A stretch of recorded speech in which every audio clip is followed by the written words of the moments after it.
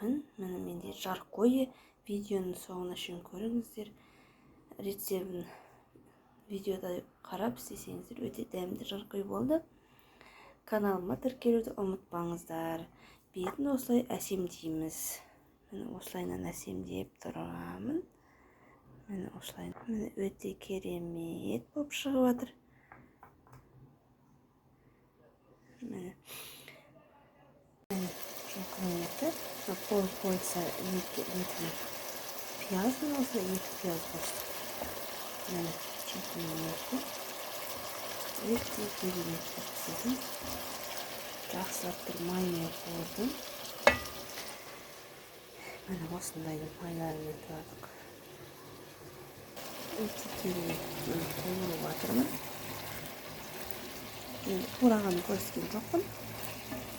Осы өте дәмді, өте керемет болып пісетін. 2 пияз қосасыздар. Қойды алып тұрасыз, жартылай сақын алып турап аласыздар. 2 пияз орташа, қатты күн емес. Содан мені жылқының майын қуырдым. Сұйық май вообще қосқан жоқпын. Жылқының майы и еті. Менде қазыныкін торақ қойған. Менде жылқының етімен, жылқының майымен етсеңіздер болады. Бірақ қазыға дайындалған айналмаған етімен пісірсеңіздер өте керемет дәмді болып шығады. Дәл видеода қалай істесеңіздер қыздырып алып, майын шыжғылып, сосын үстіне етін саласыздар.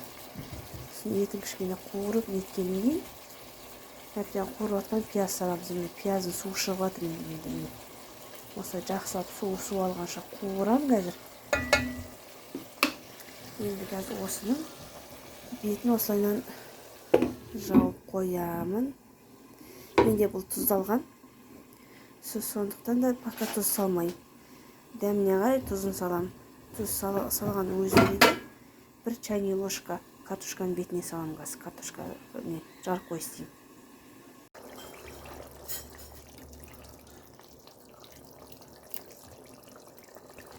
Пісті менде.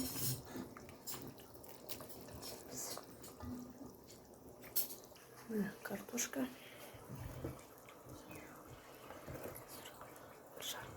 Мына жерде 1,5 килограмм.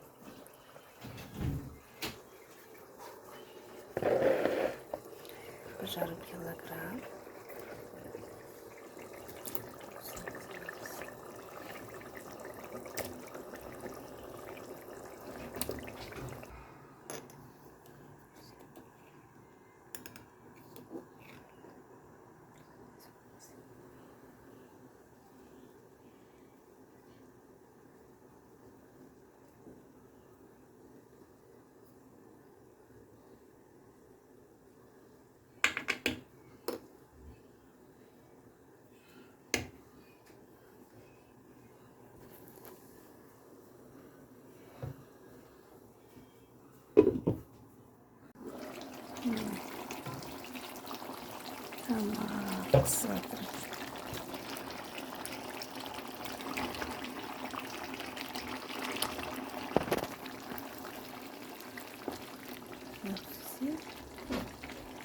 Öteden de keremit başladı.